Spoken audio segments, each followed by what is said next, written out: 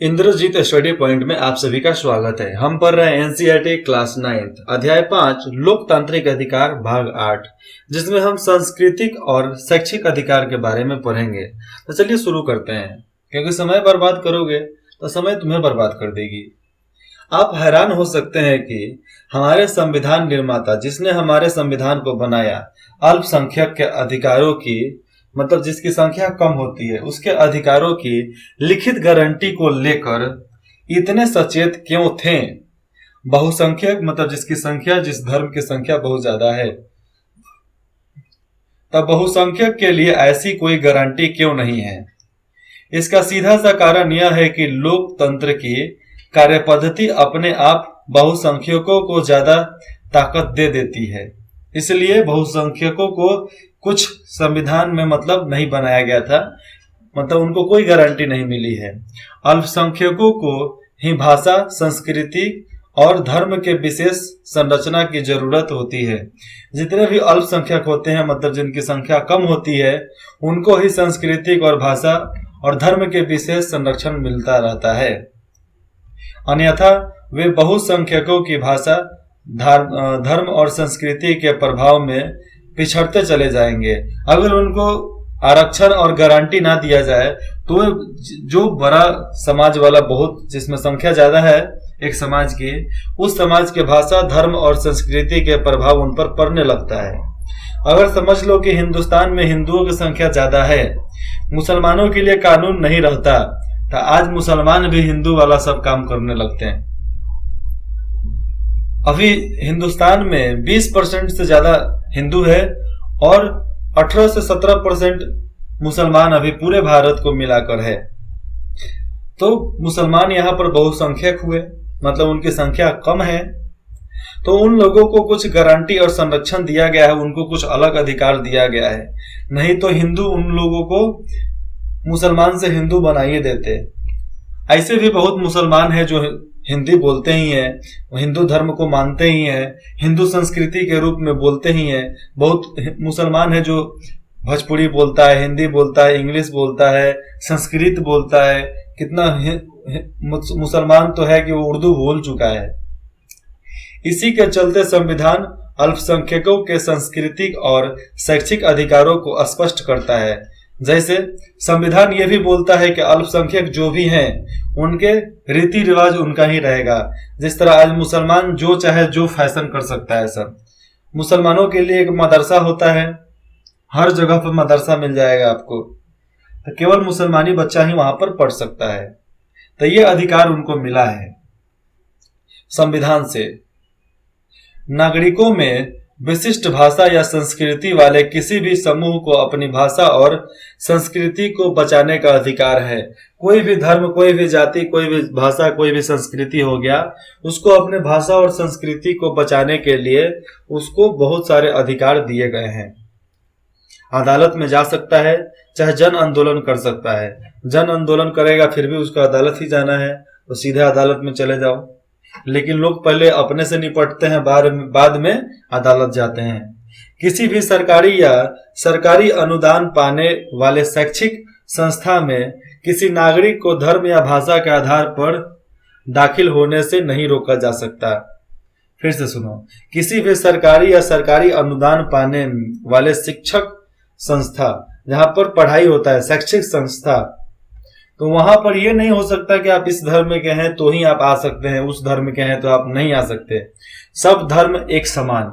आप किसी भी धर्म के हैं, आप बेझिझक वहां पर अपना कंपटीशन को, जो भी आप पढ़ रहे हैं, एग्जाम का तैयारी किए हैं, तो एग्जामिनेशन देकर, परीक्षा देकर आप वहां पर पहुंच सकते हैं। सभी अल्पसंख्यकों को अपनी पसंद का शैक्षिक संस्था स्थापित करने और चलाने का अधिकार है। कोई भी मतलब अल्पसंख्यक है, मतलब भारत में, हिंदुस्तान में मुसलमान अल्पसंख्यक है, तो उनको आजादी मिला है कि वह शैक्षिक तौर पर अपनी संस्था खोल सकते हैं। इसलिए मुसलमानों का मदरसा होता है, स्पेशल मदरसा होता है उनके लिए, और वो सरकार के द्वारा ही चलता है। सरकार उसकी पैसा देती है, मतलब जो भी मदरसा में मास्टर जी होते हैं, उस्ताद, उनको पैसा देने का काम सरकार करती है। यहाँ अल्पसंख्यक का अधिकार राष्ट्रीय स्तर पर धार्मिक अल्पसंख्यक भर नहीं है। यहाँ पर अल्पसंख्यक का अधिकार केवल राष्ट्रीय स्तर पर धार्मिक अल्पसंख्यक पर नहीं है। किसी स्थान पर एक खास भाषा को बोलने वालों का बहुमत होगा। किसी भी जगह पर वहां के धर्म के लोग ज्यादा है तो भाषा वही का बोले जाएंगे, ठीक है। वहां अलग भाषा बोलने वाले अल्पसंख्यक होंगे, लेकिन अलग भाषा बोलने वाले लोग वहां पर होते हैं। जैसे में आंध्र प्रदेश में तेलुगु बोलने वाले का बहुमत है, वहां पर कर्नाटक में अल्पसंख्यक है कि नहीं है, लेकिन फिर भी वहां पर हो सकते हैं। पंजाब में सिख बहुसंख्यक में है, लेकिन फिर भी राजस्थान, हरियाणा, दिल्ली में अल्पसंख्यक बन जाएंगे। कौन लोग आकर? सिख लोग आकर वहां पर अल्पसंख्यक बन जाएंगे। लेकिन सब कोई रह सकता है, बस जिस तरह रीति रिवाज चल रहा है उसी तरह आपको ढलना पड़ता है। हमें ये अधिकार कैसे मिल सकते हैं? जो भी अधिकार संविधान में दिया गया है हमें कैसे मिल सकता है? पहला कारण, आप उस संविधान के बारे में जान जाओ, आपको सारा अधिकार मिल जाएगा। यद्यपि अधिकार मतलब गारंटी, अधिकार गारंटी की तरह है।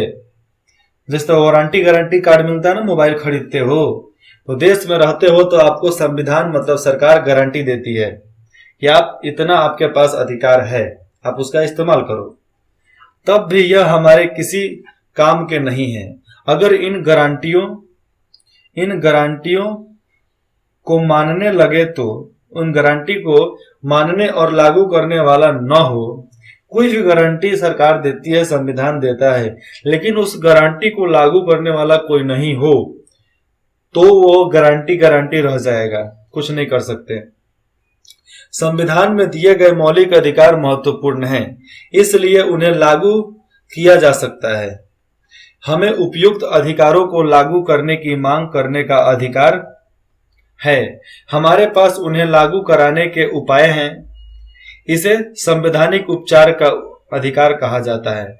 संवैधानिक उपचार का अधिकार कहा जा सकता है जो अपने मौलिक अधिकारों के अधिकार को आप पारित करवा सकते हैं, मतलब लागू करवा सकते हैं।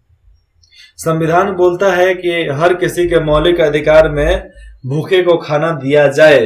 अगर 500 करोड़ लोग खड़े हो 500 करोड़ नहीं 50 लाख लोग खड़े हो जाएंगे तो उस राज्य में भूखों के लिए खाना बनाना पड़ेगा। जो भी रोड पर सोता है उनके लिए खाना बनाना पड़ेगा। जो भी रोड पर रहते हैं उनके लिए घर बनाकर देना पड़ता है। तो ये सब कब होगा? जब लोग एकता के साथ आगे बढ़ेंगे। तो लड़की को मत उठा लेना, एकता मतलब एक साथ होकर आगे बढ़ेंगे तब। एकता लड़की का भी नाम होता है। हमारे क्लास में एक एकता नाम की लड़की थी। यह भी एक मौलिक अधिकार है और इस अधिकार को पा लेना भी मौलिक अधिकार है। संविधान का मतलब संविधान आपके लिए भी है, क्योंकि संविधान भी आपके लिए मौलिक अधिकार में आता है। पढ़ाई लिखाई मौलिक अधिकार है और संविधान पढ़ाई लिखाई में आता है, इसलिए मौलिक अधिकार वह भी हुआ। यह अधिकार अन्य अधिकारों को प्रभावित बनाता है और जो संवैधानिक अधिकार है वो बाकी अधिकारों को प्रभावित बनाता है। संभव है कि कई बार हमारे अधिकारों का उल्लंघन कोई और नागरिक या कोई संस्था या फिर स्वयं सरकार ही कर रही हो, ये हो सकता है। पर जब इसमें से हमारे किसी भी अधिकार का उल्लंघन हो रहा हो तो हम अदालत के जरिए उसे रोक सकते हैं, इस समस्या का निदान पा सकते हैं। अगर मौलिक अधिकारों का मामला हो तो आप सीधे सर्वोच्च न्यायालय मतलब सुप्रीम कोर्ट या किसी राज्य के उच्च न्यायालय में जा सकते हैं। उच्च न्यायालय या सर्वोच्च न्यायालय मतलब हाई कोर्ट या सुप्रीम कोर्ट, आप किसी में जा सकते हैं। पहले अपने राज्य के उच्च न्यायालय में जाओ मतलब हाई कोर्ट में, वहां पर नहीं होता है तो आप कहां जाओगे? डायरेक्ट सुप्रीम कोर्ट जाओ। इसी कारण डॉक्टर अंबेडकर ने संवैधानिक उपचार के अधिकार को हमारे संविधान की आत्मा और हृदय कहा है। मतलब संविधान का दिल और आत्मा कौन सा है? हमारा मौलिक अधिकार। मौलिक अधिकार के कारण ही संविधान आज टिका हुआ है। मौलिक अधिकार विधायिका, कार्यपालिका और सरकार द्वारा गठित किसी भी अन्य प्राधिकारी की गतिविधियों तथा फैसले से ऊपर है। मतलब मौलिक अधिकार को ना ही विधायिका बदल सकती है, ना ही कार्यपालिका बदल सकती है, ना कोई सरकार का गठन बदल सकता है और ना ही कोई अधिकारी। कोई भी मौलिक अधिकार को नहीं बदल सकता है। मौलिक अधिकार का उल्लंघन करने वाला कोई कानून नहीं बना सकता। जो मौलिक अधिकारों का उल्लंघन करता है वो मौलिक अधिकारों का कानून नहीं बना सकता है। कोई फैसला नहीं लिया जा सकता, बस उस फैसले में उस मौलिक अधिकार में कुछ संशोधन किया जाता है न्यायालय के आदेश के कारण। चाहे प्रधानमंत्री को लगता है कि हाँ मौलिक अधिकारों में कुछ संशोधन करना चाहिए तो उसमें कुछ बदलाव होते हैं, लेकिन कम नहीं किया जाता है मौलिक अधिकारों को। विधायिका या कार्यपालिका के किसी भी फैसले या काम को मौलिक अधिकारों का हनन हो, किसी भी काम से आपके मौलिक अधिकारों का हनन हो या उनमें कमी हो, वह फैसला चाहे कोई भी काम हो अवैध हो जाता है और वह फैसला अवैध हो जाएगा।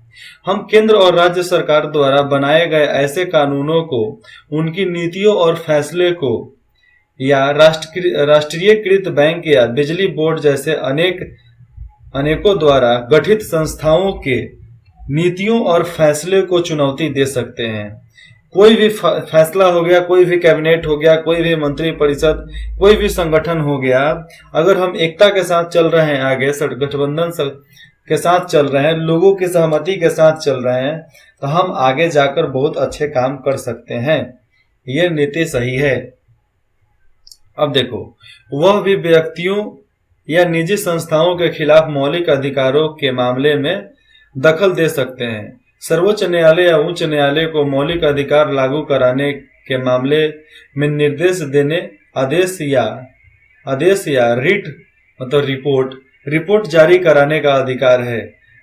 हर कानून, उच्च न्यायालय हो चाहे सर्वोच्च न्यायालय, किसी भी कानून का आदेश देना और उसका रिपोर्ट लेने का अधिकार उसके पास होता है, क्योंकि कोई भी संविधान और कोई भी मौलिक अधिकार को लागू करने का काम न्यायालय का ही होता है।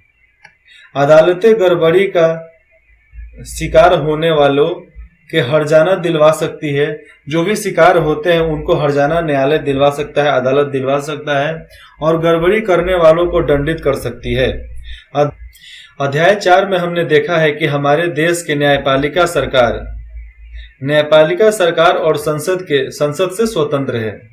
हमारी जो न्यायपालिका सरकार है मतलब अदालत, वो संसद से स्वतंत्र है मतलब आजाद है। हमने यह भी देखा है कि न्यायपालिका बहुत शक्तिशाली है और नागरिकों के अधिकारों के लिए जो कुछ जारी हो वह करने में सक्षम है। कौन? न्यायालय, अदालत।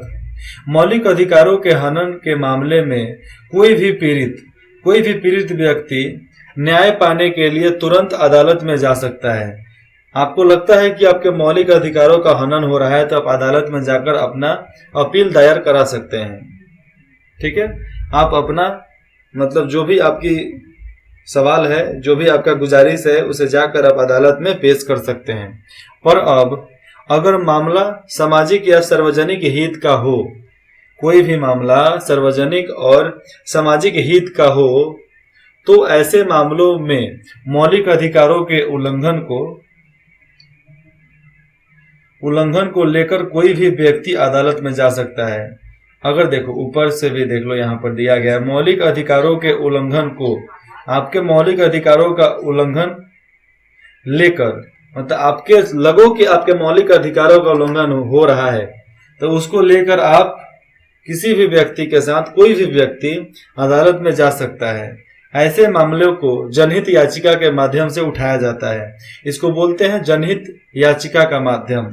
उसके कारण इस केस को ले लिया जाता है, इस मामला को दर्ज कर लिया जाता है। ये देखो, मैला उठाने की प्रथा रोकने में ढिलाई से आयोग नाराज।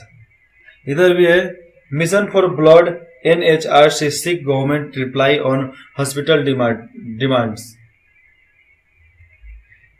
चिटे सिंगापुर मिंट्रस killed NHRC wanted answer from Jammu Kashmir. बाल मजदूरी मामले में कर्नाटक सरकार से रिपोर्ट मांगी गई।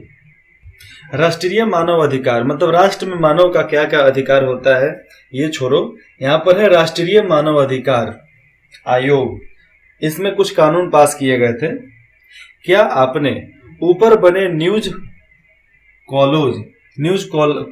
कोलाज मतलब ऊपर जो न्यूज का दिया गया है ना टाइटल को ध्यान से देखिए कि उसमें क्या दिया गया है। ध्यान दिया कि नहीं दिया?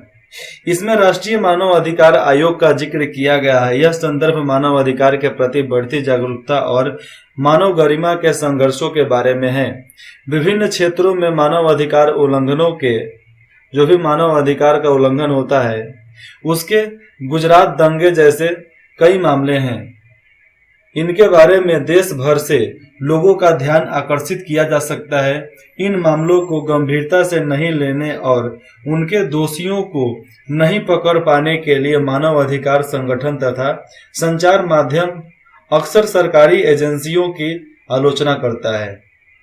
जो भी मानव अधिकार संगठन है वह सरकार की आलोचना करती है। किसके माध्यम से? संचार माध्यम से। ऐसे में पीड़ित की तरफ से किसी को दखल देने की आवश्यकता थी। किसकी थी? राष्ट्रीय मानव अधिकार आयोग ने इस मामले में पहल की। ये राष्ट्रीय मानव अधिकार आयोग एक संगठन है जो केंद्र से चलता है।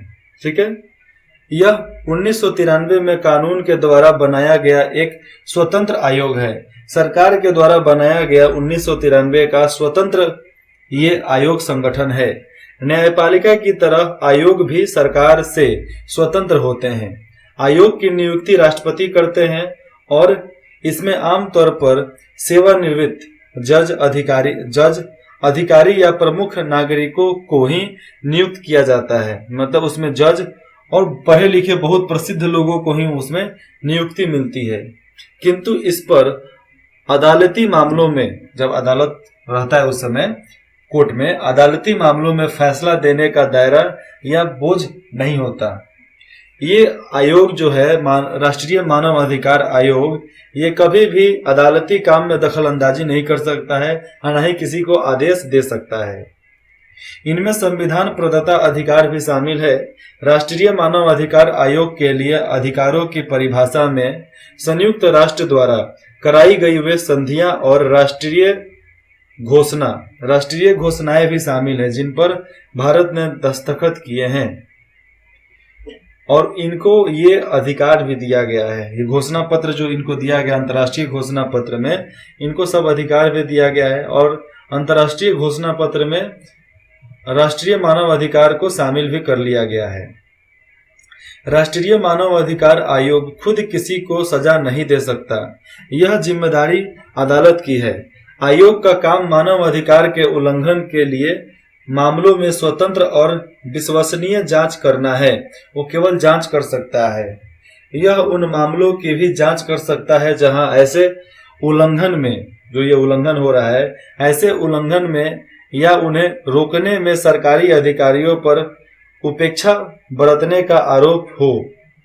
यह देश के मानव अधिकारों को बढ़ाने और उनके प्रति चेतना जगाने का काम करती है। मतलब लोगों के बीच में जागरूकता लाने की काम करती है।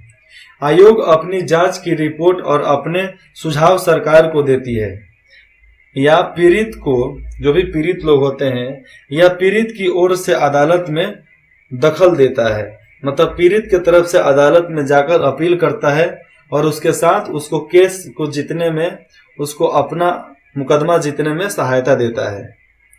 अपनी जांच करने के सिलसिले में इसके पास अधिकार है। किसी भी अदालत की तरह, कोई भी अदालत की तरह यह चश्मदीद गवाहों को सामने भेजकर, चाहे सम्मन भेजकर बुला सकता है। यहाँ पर सम्मन भी है, मतलब उसे फरमान देकर बुला सकता है। मतलब वो हमको बुलाए कि भैया आप आओ गवाही दे दो, तो हमको देगा तो हमको जाना पड़ेगा कि ठीक है गवाही देने आते हैं। किसी सरकारी अधिकारी से पूछताछ कर सकता है, किसी सरकारी दस्तावेज की मांग कर सकता है, किसी जेल में जाकर जांच कर सकता है, चाहे कोई भी जेल हो, या घटना स्थल पर अपनी जांच टीम भेज सकता है। भारत का कोई भी नागरिक मानव अधिकारों के उल्लंघन के मामले में इसके पास निम्नलिखित पते पर शिकायत भेज सकता है। अगर लगता है कि आपके मानव अधिकारों का उल्लंघन हो रहा है तो आप पत्र लिखकर इस पते पर भेज सकते हैं। पता है राष्ट्रीय मानव अधिकार आयोग, GPO कैंपस INA, नई दिल्ली, पिन कोड है 110023। आयोग के पास अर्जी भेजने की न तो कोई फीस लगता है और न ही फर्म और न ही कोई तय तारीख। राष्ट्रीय मानव अधिकार आयोग की तरह 26 राज्यों 10 दिसंबर 2018 की स्थिति में राज्य मानव अधिकार आयोग है। उनके पास 26 राज्यों में राज्य मानव अधिकार है, बाकी सब केंद्र शासित प्रदेश हैं, इसलिए वहां पर राष्ट्रीय मानव अधिकार नहीं लगाए जाते हैं। वहां पर केवल राष्ट्रपति शासन लागू रहता है हमेशा। अधिक जानकारी के लिए www.nhrc.nic.in पे आप जाकर मालूम कर सकते हैं कि राष्ट्रीय मानव अधिकार क्या होता है। इसके बारे में एक डिटेल्स वीडियो मैं बनाने वाला हूं कि राष्ट्रीय मानव अधिकार क्या होते हैं, इसके बारे में मैं डिटेल्स में बताने वाला हूं। ये मैंने बताया। इसमें कोई भी व्यक्ति या समूह सरकार के किसी कानून या काम के खिलाफ सार्वजनिक हितों की रक्षा के लिए सर्वोच्च न्यायालय या किसी उच्च न्यायालय में जा सकता है, कोई भी व्यक्ति। ऐसे मामले जज के नाम पोस्टकार्ड पर लिखी अर्जी के माध्यम से भी उठाए जा सकते हैं। अगर किसी जज के घर पे, चाहे उसके ऑफिस में, अगर कोई पत्र लिख कर भेजता है कि हमें ये दिक्कत है, तो उस पत्र के माध्यम से उस रिपोर्ट को उठाया जाता है, उसके बारे में छानबीन होती है और आदेश फरमान जारी होता है और आपको बुलाया जाता है। अगर न्यायाधीशों को लगे कि सचमुच इस मामले में सार्वजनिक हितों पर चोट पहुंच रही है, न्यायालय को लग जाए कि हाँ ठीक है, ये बात जो बोल रहे हैं वो सही है, तो वे मामले को विचार के लिए स्वीकार कर सकते हैं और उसको आगे पहुंचा देते हैं कि इसके बारे में जांच करो, तब हम सरकार को रिपोर्ट देंगे और उसके बारे में कानून बनाने और बना है तो उसको ठीक करने की आदेश हम देंगे सरकार को। इसके अगले भाग में पढ़ेंगे अधिकारों का बढ़ता दायरा, कि अधिकारों का दायरा किस तरह बढ़ रहा है। ठीक है, आपको कुछ भी दिक्कत हो, डाउट हो, आप कमेंट करके बता सकते हैं। नहीं भी करना चाहते हैं तो कोई बात नहीं, अच्छा लगे तो मत करना, खराब लगे तो तुरंत करना, जहां खराब लगे वहां पर करना। ऐसा बात नहीं है कि नहीं करना है, खूब करो। जब तक करोगे नहीं तब तक सीखोगे नहीं, जब तक सवाल नहीं करोगे जवाब नहीं मिलता है। इंद्रजीत स्टडी पॉइंट में जुड़ने के लिए आप सभी का बहुत बहुत धन्यवाद।